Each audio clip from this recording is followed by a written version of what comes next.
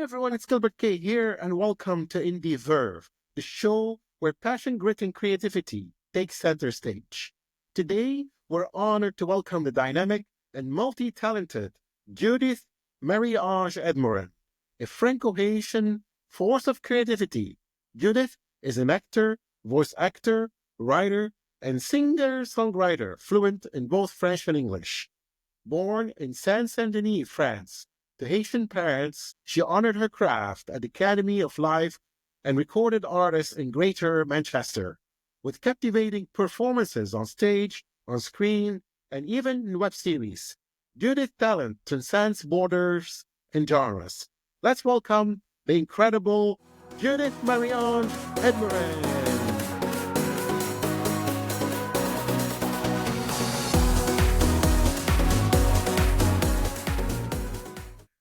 Hey Judith Marie-Ange, how are you today? Welcome to the show.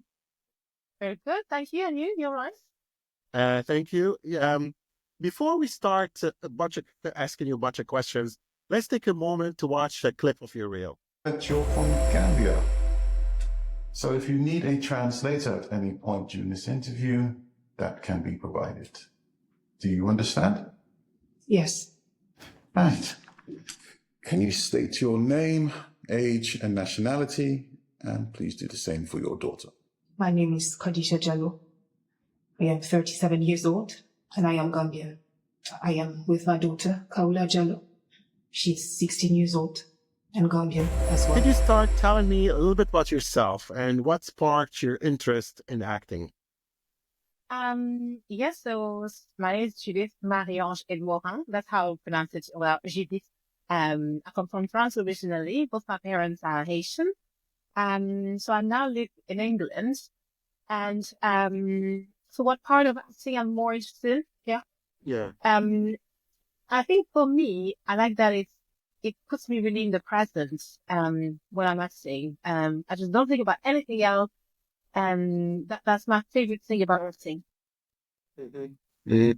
What was one of the most memorable experiences when you started out? How did you know that this is what you wanted to do? Were you a kid? That is so. It's in France, actually. We don't have, so now I live in England and I know that there's the opportunity from secondary school, they have drama lessons, but you don't have that in France. So I never even, I didn't really, it was not on my radar at all. And then in my adult life, I started being an extra. And I thought, what is this thing? I just felt so great on set, and I didn't even have lines or anything because I was just a supporting artist. But I loved it so much. So then I decided to go and train as a professional actor. But that's where the passion came from, just being on the set and soaking in the atmosphere. That was it. Wow. So is there like a film that triggered your interest in films and acting? Two movies that I used to watch all the time, but at the time I didn't know it triggered something. I just watched them over and over. Ghost and Bodyguards. I really love Demi Moore and Whitney Houston. I just think they're amazing actresses. So natural on screen. And now I think about it, it probably sparked something that I didn't know where to put because in France I never had the opportunity to do acting. But yeah. So are your parents in the film industry or entertainment industry? No. You're the only person. Yeah. Yeah. Wow. Great. And how do you describe yourself in 3 words? I would say creative. I love creating things all the time. I have a vivid imagination. So I love writing songs, I don't know. I just love the process. So, and that as well, that's so useful if I'm given when I'm given a script, I love, this creating extra. And I mean, for the character, the story to really go deep in it. And that really helps me. So that would be the first one. Grateful. So that's so important. Gratitude is huge in my daily routine, for my mental health as well. It's just something that really helped me so much. So that's really something that I'm striving to be all the time. and I'd say joyful. That's also the thing that, trying to see the glass half full and to be grateful and to be joyful, just very important, for me. So yeah, those three things. That's good. And what's one fact about you that most people might not know? Um, for me, I'm just going to say this weird fact that has nothing to do with acting because people are really always surprised about it. But it's a good health tip as well. Every single morning, I drink celery juice. And I don't know why, but I always get comments Yeah. when I go to places and people going up, oh, what is this? Oh, that's celery juice. Oh my God. And that sparks, like if you want to break the ice somewhere, go and bring celery juice. The number of discussion that sparks. So it's nothing to do with acting, but it's something that, well, it has to do a bit with acting because I really think it's important for me to, keep my body in shape. That's my instrument. So I'm really watchful in what I put in my body. So I have a whole eating routine, and celery juice is part of this. So that really supports, I feel like, me as an actor. And it's maybe actually go with just makes me laugh.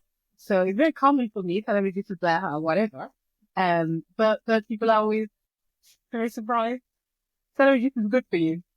Either way. And what hobbies do you have, and what do you do for fun?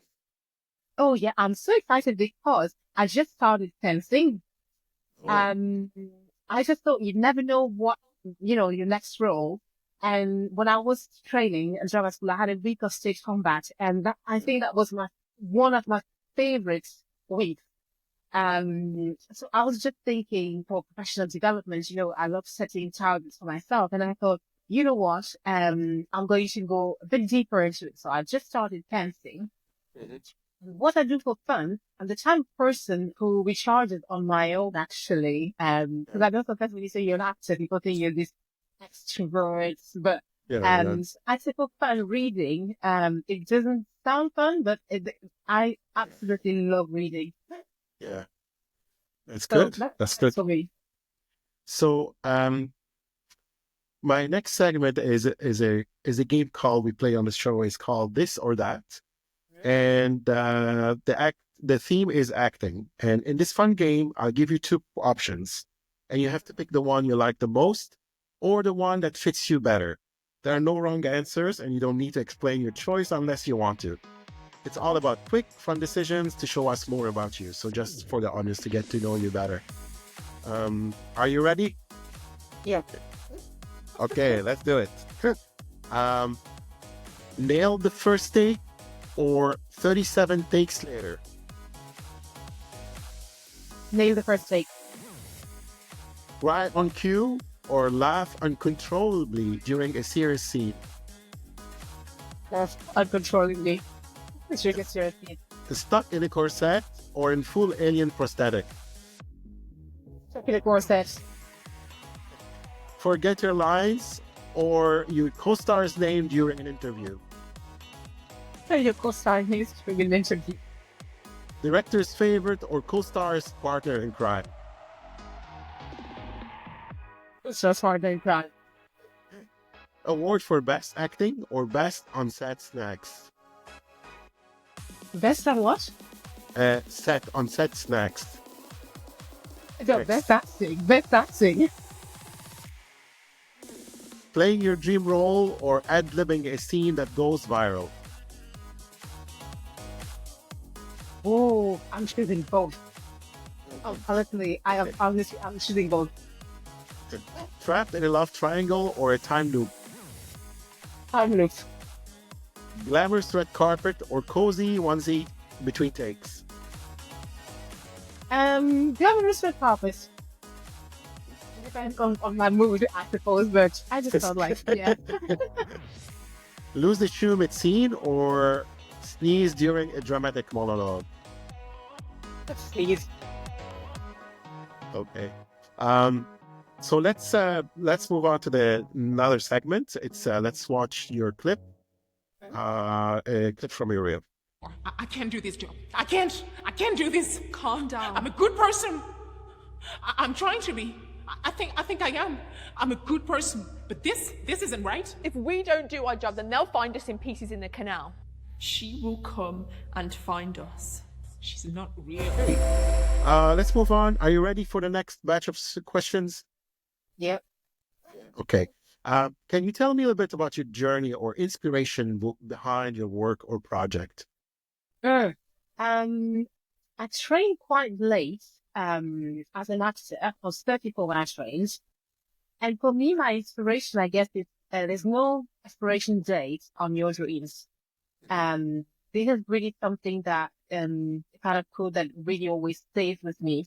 That it's important to always, be able to start over, to think actually and to reflect, okay, I'm in this position now. Okay, that was good 5 years ago. Is it still relevant? Do I still enjoy it? Do I still feel fulfilled? So my inspiration, I would say, if I had to say just one word, I really want to be fulfilled. Okay, fulfillment is huge for me. And my journey so far, so I graduated in 2021. And I must say, so I still had a day job for a year. And then one day I just thought, I just want to act all day, every day. And without really, I kind of burned over bridges I had with my day job. In a good way. I said, well, not really. And they were really accommodating. They said, oh, you want to go back? I said, no, I have to do this. I have to go. And it was the best thing that I have ever done. Because now I'm a full-time actor and I absolutely love it. And I do believe in the benevolence of the universe and things just keep coming. So yeah, I guess, yeah, there were loads of things there. It's very like, just one question. I want to be everywhere, but I guess that's my journey. Yeah. How did your experience shape your approach to acting? I guess I always kind of, so when I was training, and I was training with people who knew from most of the class, people knew from very young age they wanted to be an actor. And I always felt like, oh, I wish it kind of came like this for me. But actually, I just feel so grateful that it came later in life, because I think everything I've lived before has given me more to put into my characters, has given me more empathy for my characters, more understanding for scripts in general. So I guess, yeah, I think the perfect time for me. And I think that, yeah, so it's going to be broad, and I'm not going to pinpoint a particular experience in general, but I think my whole becoming a bit later to acting, it has really helped me to bring a bit more of the experience. I can compare to maybe how I was thinking or how was it in my practice, for example. So I've benefited from that. So I just try to bring it all in my character. Yeah. Yeah. So what interests you in the project and how do you prepare for it, basically? I think what interests me in a project is, I like knowing, okay, why did you write this? What was your inspiration? I find that just as interesting as the story. And I find anyway that how I feel about the story and how it resonates with me, often it has to do with, oh, there's so much passion into these and the person has lived something similar or whatnot. So that's the first thing. I like to know, okay, what was the inspiration behind that? So that's super important for me. And then my approach, I always like to read first without taking any notes. And I just read and think, okay, just blank page. I'm just reading something and that's it. And then automatically I have a good feeling, or I have a good feeling and say, oh, this project is for me, or this is not for me.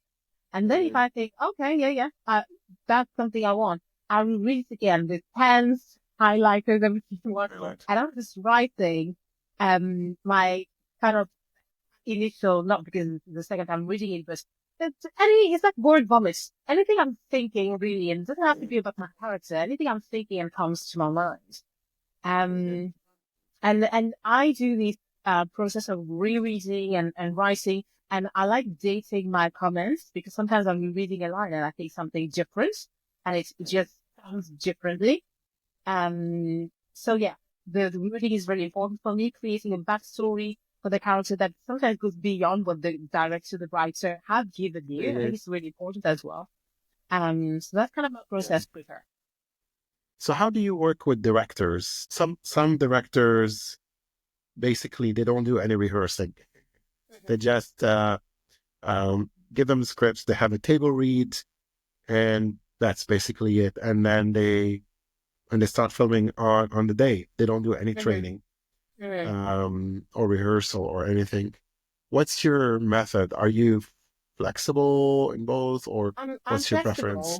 flexible. I must say I'm flexible. If I had to choose a preference, I like having it doesn't have to be like a super long chat, but a chat about what's your vision about the character, what do you think, and having the opportunity to make an offer because it might be that when I read it, my vision is different, and how can we make sure that like something maybe is one out of our two visions. I think that's one of the most interesting things about us, how everybody's vision is just collide and create something unique. So I think I quite like still having this open line of, okay, what do you think? And yeah, but it's nice also. I'm flexible because it's nice when you have kind of a free range to make any opportunity. It is one thing I love about acting. I think it's so free. So I quite love these also. Yeah, good stuff. And what was one unexpected challenge you faced when getting started? I think it would be self-belief. And talking about what I was saying earlier about there's no expiration date on your dream. Yeah, having to repeat to myself, I might have started a bit later, but what's later? It was the right timing for me.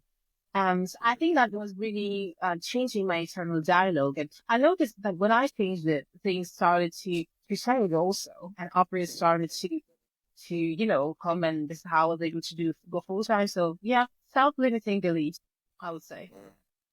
That's great. And how do you see acting evolving in the next few years? Especially you have like AI now. Yeah. Yeah. But I think I, I've got to say about my wish. I'd love to, because I think there's always this thing about progress, that you never really know. There is sometimes a fear around progress, but I don't see acting like humans disappearing. But I would like to. I see an enhancement maybe in AI and something maybe more AI movies done and seeing the difference between human and AI. I see I see something beautiful being created out of these. I don't think it's going to replace actors. I think it's going to create something new and beautiful. Yeah. Okay. Ready for the next batch? Yeah. Yeah. So what's one crucial piece of advice you would like to give someone interested in acting? Go. Honestly, because sometimes we have a dream, and I'm the first one for these.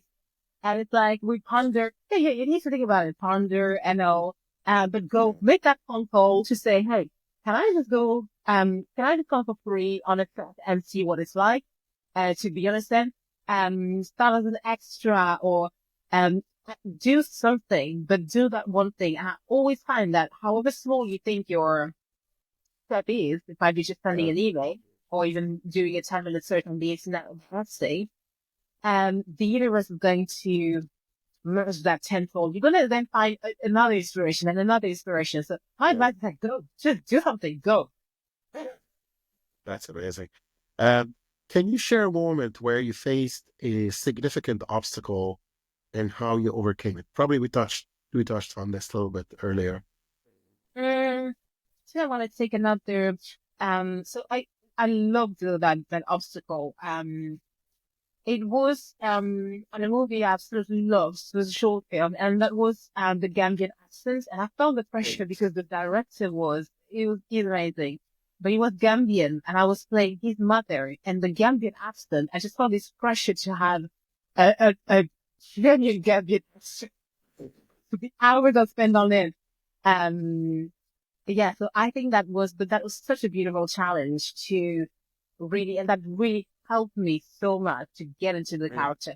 But I would say, yeah, the Gambian accent that I had to do for this character, that was one of the most beautiful challenges that I've had so far, yeah.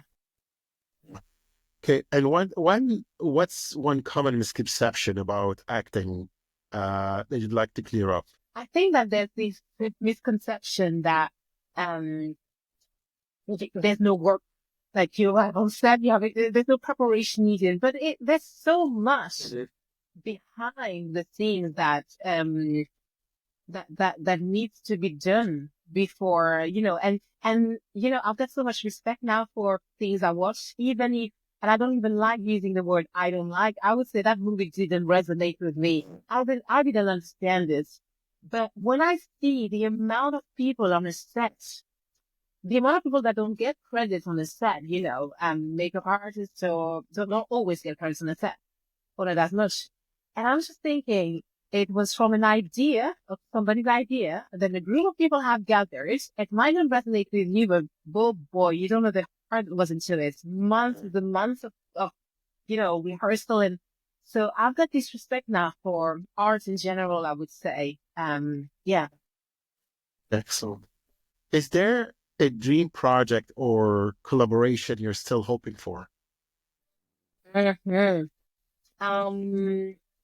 I love Marvel movies, so I would love to play Marvel villain, and I would love to act with Denzel Washington. Okay. He should hurry up. He's retiring soon. I know, I heard, and No, I think he's gonna be directing films. That's what I heard. Oh well, that works as well for me then. So Yeah. Before we go to the final segment, let's watch a clip from your reel. I don't think you want to escalate this. Too late, that ship has sailed.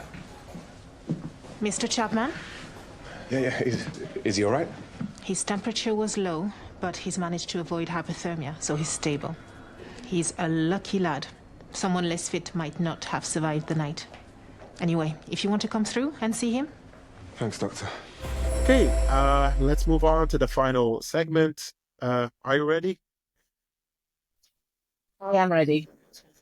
Is there one last thought or piece of advice you'd like to share with our listeners, students, or aspiring actors, or anybody, like whatever age, whatever they're interested in acting? What would you tell them?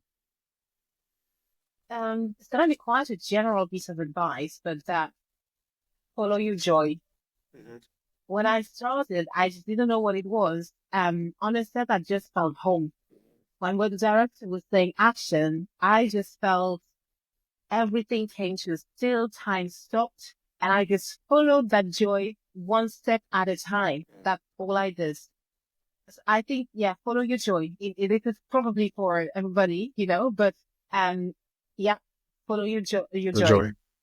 So if somebody like a student or somebody who's interested in acting, so so how do they do that? They don't have any training, they don't have anything. Yeah. What do they need to do? I must say, it's still so possible to Claudia Jessie, for example, who was in Bridgerton, and I absolutely love her. She did an online session when I was a student for Alra North, and she did not train professionally. So don't even let that stop you. At the end of the day, keep sending those emails, keep guessing. You can still get credit. You've got projects where you can send your selfies and you don't even need formal training.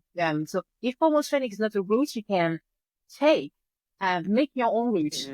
That would be the first thing for, I think, people who maybe don't want to go to formal training or don't have the opportunity, whatever. So, and I think in general as well, don't look at, you look on Wikipedia, this story, and that person succeeded during that path. That was their path. It was their story. Your story is your story. So find your own path to success. And that might be formal training. That might not be formal training. I don't know. That would be an advice as well. And that was the trust your instinct, which you do more and more. You need to do on set anyway. But it's for the next step. Always. I think this is really important as well. Do you have any tips on getting an agent?